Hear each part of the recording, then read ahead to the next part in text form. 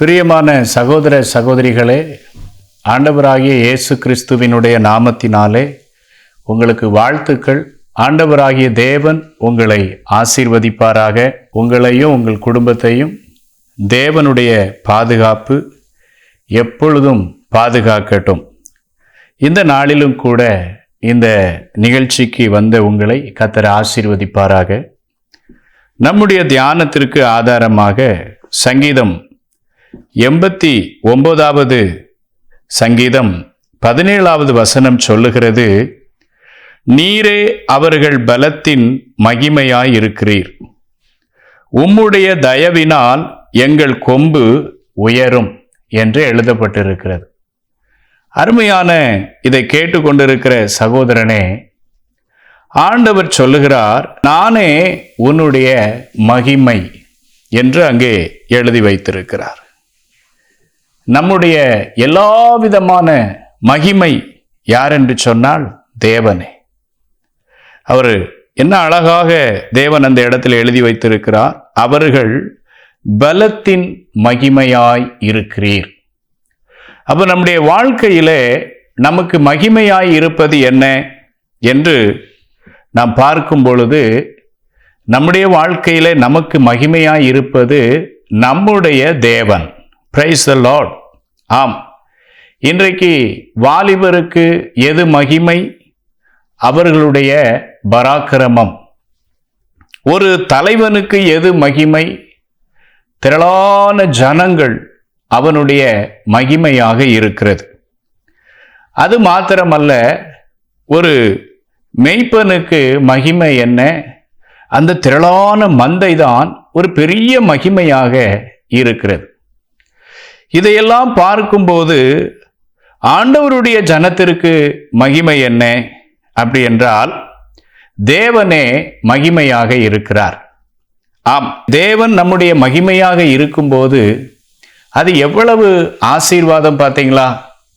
நாம நினைக்கிறோம் நம்முடைய பணம் தான் நமக்கு மகிமை, படிப்பு தான் நமக்கு மகிமை, அல்லது நம்முடைய ஜாதி ஜனம்தான் நமக்கு மகிமை என்று சொல்லி நாம் இன்றைக்கு அநேகர் அதற்கு பின்னாக ஓடிக்கொண்டிருக்கிறதை பார்க்கிறோம்.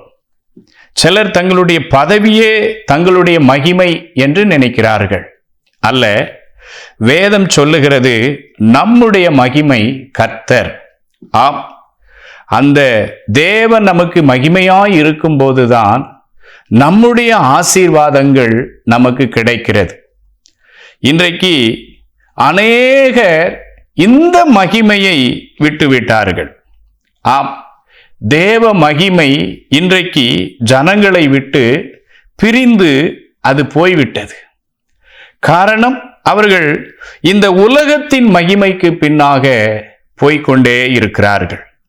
இன்னும் யோவான் எழுதின சுவிசேஷ புஸ்தகத்திலே வாசிக்கும் பொழுது, ஒரு சாரார் இயேசு கிறிஸ்துவை ஏற்றுக்கொண்டார்கள். ஆனாலும் பரிசுத்த ஆவி அவர்களுக்கு கொடுக்கப்படாமல் இருந்தது. ஏனென்று சொன்னால், இயேசுவை அவர்கள் வெளியரங்கமாய் அவர்கள் மகிமைப்படுத்தவில்லை. ஆம், அவர்கள் மகிமை வேறாக இருந்தது, அவர்களுடைய மதிப்பு வேறாக இருந்தது. ஆகவே பரிசுத்த ஆவியானவர் என்ற நல்ல ஆசீர்வாதம் அவர்களுக்கு இன்னும் கிடையாமல் இருந்ததாக வேதம் சொல்லுகிறது. இந்த நாளிலே இந்த சத்தத்தை கேட்டுக்கொண்டிருக்கிற சகோதரனை சகோதரியே, உங்கள் மகிமை யாராக இன்றைக்கு இருக்கிறார்கள்? உங்களுடைய குடும்பத்தின் மகிமை யார்? உங்க வேலை ஸ்தலத்திலே உங்களுக்கு மகிமையாக யார் இருக்கிறார்? இல்லை என்று சொன்னால், நீங்கள் மகிமையாய் வைக்க வேண்டிய இடத்துல வேற யாரை நீங்கள் வைத்திருக்கிறீர்கள்? ஆனால் வேதம் சொல்லுகிறது, தேவனுடைய பிள்ளைகளுடைய மகிமை கர்த்தரே.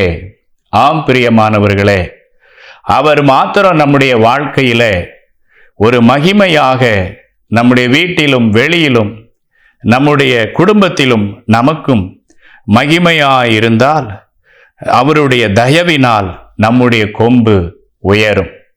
இன்றைக்கு அநேகருக்கு ஆசீர்வாதம் ஏன் இல்லை? வாழ்க்கையில தொழில்களில் ஏன் ஆசீர்வாதம் இல்லை? படிப்பில் ஏன் அவ்வளவு ஒரு பெரிய மகிமையை காண முடியவில்லை? வெகு நாளாய் நான் கிறிஸ்தவனாய் இருக்கிறேனே, வெகு நாளாய் ஆண்டவரை தேடுகிறேனே என்று சொல்லி பல பேருக்கு கேள்விகள் இருக்கலாம். நீங்க வெகு நாளாய் தேடியது என்னமோ உண்மைதான். ஆனால் உங்களுடைய மகிமை யார்? ஒரு மனுஷனா, அல்லது படிப்பா, அல்லது உங்கள் பணமா? எது உங்கள் மகிமையாக இருந்தது? யோசித்து பாருங்கள். கர்த்தர் உங்கள் மகிமையாக இருந்தால் உங்கள் கொம்பு உயரும். உங்களுடைய ஆசீர்வாதத்திலே வித்தியாசங்கள் காணப்படும். ஆம் பிரியமானவர்களே, வாலிபர்களுக்கு அலங்காரமாய் மகிமையாய் அவருடைய பராக்கிரமம் இருப்பது போல நம்முடைய மகிமை கர்த்தரே. ஆம், அந்த தேவனுடைய மகிமையை நீங்கள் இன்றைக்கு வாஞ்சியுங்கள், விரும்புங்கள்.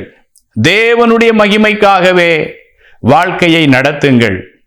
எதை எதிர்பார்த்தாலும், எதை செய்தாலும் அதில் தேவ மகிமை விளங்க செயல்படுங்கள்.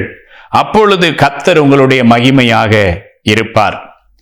தேவன் நம்முடைய மகிமையாக இருக்கும் பொழுது நமக்கு என்ன ஆசீர்வாதங்கள் என்று நாம் வேத புஸ்தகத்திலே வாசிப்போமானால், சங்கீதம் 89:19 சொல்லுகிறது, அப்பொழுது நீர் உம்முடைய பக்தனுக்கு தரிசனமாகி சகாயம் செய்யத்தக்க சக்தியை ஒரு சௌரியவன் மேல் வைத்து ஜனத்தின் தெரிந்து கொள்ளப்பட்டவனை உயர்த்தினேன் என்று அந்த வசனம் சொல்லுகிறது.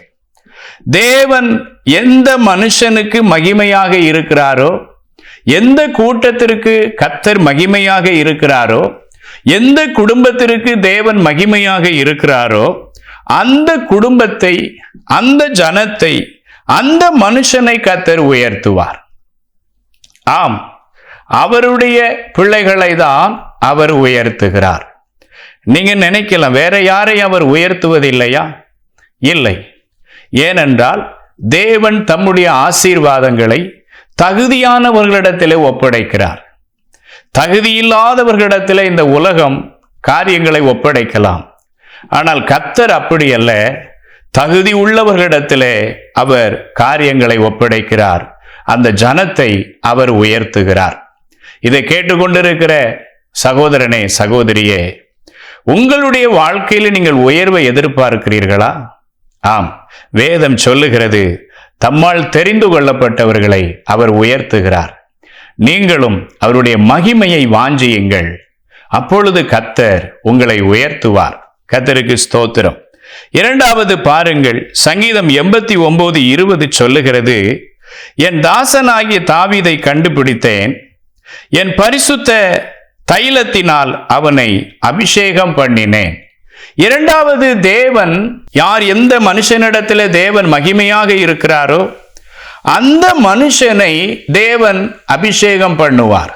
ஆம், இன்றைக்கு ஆண்டவருடைய அபிஷேகம் ஒரு மனுஷனுக்குள்ளே வந்துவிட்டால் அந்த மனுஷன் தன்னை குறித்து, தன் வீட்டை குறித்து, தன் மனைவியை குறித்து, தன் பிள்ளைகளை குறித்து, தன் சபையை குறித்து அவன் கரிசனை உள்ளவனாக மாறுகிறான். ஏனென்றால் அவனுக்குள்ளே மனுஷ ஆவி அல்ல, ஆண்டவருடைய அபிஷேகத்தினாலே அவன் வித்தியாசமான மனுஷனாக இருக்கிறான்.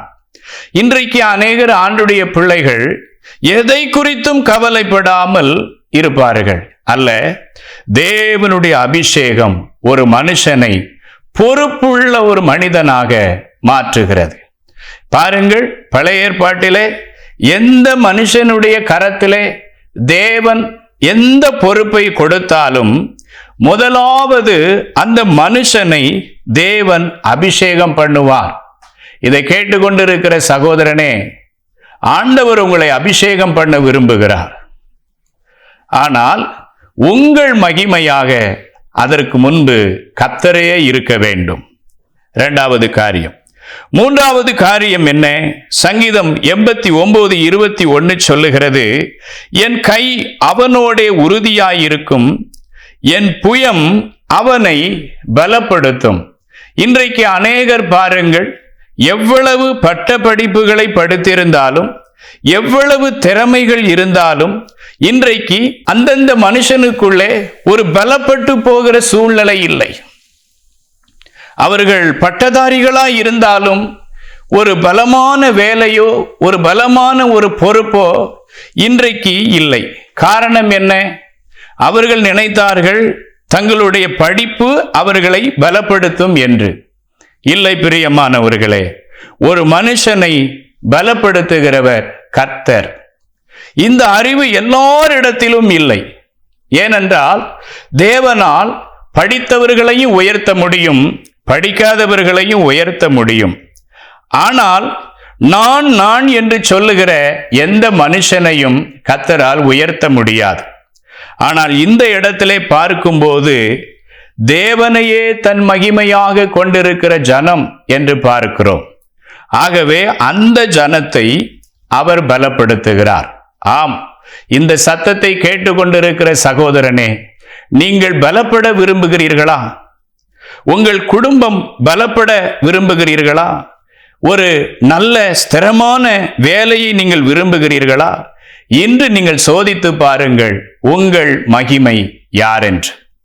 ஒருவேளை கர்த்தர் உங்கள் மகிமையா இல்லாவிட்டால் இன்றைக்கே ஒப்பு கொடுத்து பாருங்க, கர்த்தர் உங்களை பலப்படுத்துவார். ஆம், அடுத்த காரியத்தை பார்க்கும்போது சங்கீதம் 89:22 சொல்லுகிறது, சத்துரு அவனை ஒடுக்குவதில்லை, நியாயக்கேட்டின் மகன் அவனை ஒடுக்குவதில்லை என்று எழுதப்பட்டிருக்கிறது. அப்போ சத்துரு ஒரு மனுஷனை நெருக்கிக்கிட்டே இருக்கிறான். ஒரு கூட்டம் ஒரு பரிசுத்தவானை ஒடுக்கிக் கொண்டே இருக்கிறது என்றால் அது தேவ சித்தமா என்றால் இல்லை. தேவ சித்தம் என்ன? யாரையும் அவர் தம்முடைய பிள்ளைகளை நெருக்குவதற்கு அவர் இடம் கொடுப்பதில்லை, ஒடுக்குவதற்கு அவர் இடம் கொடுக்க மாட்டார். காரணம், கர்த்தரே அவர்களுடைய மகிமையாக இருக்கிறார். இந்த சத்தத்தை கேட்டுக்கொண்டிருக்கிற தேவ பிள்ளையே, உங்களை யாராவது ஒடுக்கிக் கொண்டே இருக்கிறாங்களா? உங்களை யாராவது நெருக்கிக் கொண்டே இருக்கிறாங்களா? அப்போ நீங்க தேவனிடத்துல கேட்கணும், எனக்கு ஏன்பா இந்த மனுஷன் என்னை நெருக்கிக்கிட்டே இருக்கிறான், ஏன் இந்த மனுஷன் என்னை ஒடுக்கி கொண்டே இருக்கிறான் அப்படின்னு கேட்டு பாருங்க. ஆண்டவர் அதற்கான பதில்களை உங்களுக்கு சொல்லி கொடுப்பார். ஆம் பிரியமானவர்களே, ஏனென்று சொன்னால் கர்த்தர் வழிகாட்டுகிறவர். ஒரு ஆட்டுக்கு தண்ணீர் எங்கே இருக்கிறது, ஒரு ஆட்டுக்கு புல் எங்கே இருக்கிறது என்று வழிகாட்டி தம்முடைய மந்தையை அழைத்து கொண்டு போகிறவர் தான் கர்த்தர். ஆகவே நீங்கள் யாராலும் நெருக்கப்பட்டு ஒடுக்கப்பட்டு கிடந்தால் கர்த்தரிடத்திலே பதிலை தேடுங்கள். அவர் உங்கள் மகிமையாக உங்களுக்குள்ளே வரும்போது உங்களை ஒரு மனுஷனும் ஒடுக்குவதற்கு நெருக்குவதற்கு அவர் இடம் கொடுக்க மாட்டார். ஆகவே கர்த்தருடைய மகிமை ஒரு மனுஷனை யாருடைய கையிலும் ஒப்பு கொடுக்காது. இன்னும் பாருங்கள், சங்கீதம் 89:23, அவன் சத்துருக்களை அவனுக்கு முன்பாக மடங்கடித்து அவனை பகைக்கிறவர்களை வெட்டுவேன் என்று சொல்லுகிறார். ஆம், தேவனுடைய பிள்ளைகளுக்கு எதிராக எந்த மனுஷனோ எந்த கூட்டமோ எந்த ஒரு சூழ்நிலையோ எழும்பாதபடிக்கு ஆண்டவரே அவர்களை வெட்டி சிதறடித்து போடுகிறார் என்று வேதம் சொல்லுகிறது. ஆகவே நீங்கள் ஒன்று மட்டும் செய்யுங்கள், யார் உங்களுடைய மகிமை? படிப்பா, பணமா, இல்லை ஜனமா? யார் உங்களுடைய மகிமையாக இருக்கிறார்கள்? இன்றைக்கு கர்த்தருடைய சமூகத்திலே ஒப்பு கொடுத்து பாருங்கள். கடைசியாக ஒரு காரியம், சங்கீதம் 89:25, அவன் கையை சமுத்திரத்தின் மேலும் அவன் வலது கரத்தை ஆறுகள் மேலும் ஆளும்படி வைப்பேன். ஒரு தேவ பிள்ளையினுடைய அருமையான அவனுடைய காரியம் வர வர அவன் விருத்தி அடைந்து அவன் பலத்து போய் அவன் ஆளுகை செய்யக்கூடியவனாக மாறிப்போவான். இதற்கு உதாரணமாக நீங்கள் தாவீதை எடுத்துக்கொள்ளலாம். தாவீது ஆரம்பத்திலே ஒரு இடையன், ஆடுகளை மேய்த்து கொண்டிருந்தவர். இரண்டாவது, காடுகளிலே ஓடி ஓடி ஒளிந்த ஒரு மனுஷன். தேவன் அப்படியே விட்டுவிட்டாரா? மந்தையிலிருந்து எடுத்து அவன் அந்த காடுகளிலிருந்து எடுத்து அருமையான இஸ்ரவேல் என்கிற தேசத்தினுடைய பொறுப்பை கையிலே கொடுத்து ஆளும்படியான ஒரு நல்ல ஒரு ஆசீர்வாதத்தை தாவீதுக்கு கொடுக்கிறார். இந்த சத்தத்தை கேட்டுக்கொண்டிருக்கிற சகோதரனே, சகோதரியே, நீங்கள் அடிமைப்பட்டு கிடக்க வேண்டும் என்பது தேவனுடைய விருப்பம் இல்லை. நீங்கள் எப்பொழுதும் வேதனைப்பட்டு கொண்டிருக்க வேண்டும் என்பது தேவனுடைய விருப்பம் இல்லை. நீங்களாக ஒரு காரியத்திலிருந்து விடுபட விரும்பினால் அது விடுபட முடியாது. நீங்க ஆண்டவரை பார்த்து கேளுங்க, ஆண்டவரே, என் குடும்பத்துக்குள்ள நீங்க மகிமையா வாங்க, எனக்குள்ள நீங்க மகிமையா வாங்க, என் பிள்ளைகளுக்குள்ள, என் தொழில்களிலே, என்னுடைய வேலை ஸ்தலங்களிலே, பொருளாதாரத்திலே நீங்க என் மகிமையா வாங்கன்னு நீங்க கூப்பிட்டு பாருங்க. அவர் வந்து உங்களை உயர்த்துவார். அவர் வந்து உங்களை அபிஷேகம் பண்ணுவார். அவர் வந்து உங்களை பலப்படுத்துவார். எந்த மனுஷனும் ஒடுக்குவதற்கு அவர் இடம் கொடுக்க மாட்டார். கடைசியாக உங்கள் அடிமைத்தனத்தை மாற்றி உங்களை ஆளும்படியான ஒரு இடத்திற்கு கர்த்தர் கொண்டு வருவார்.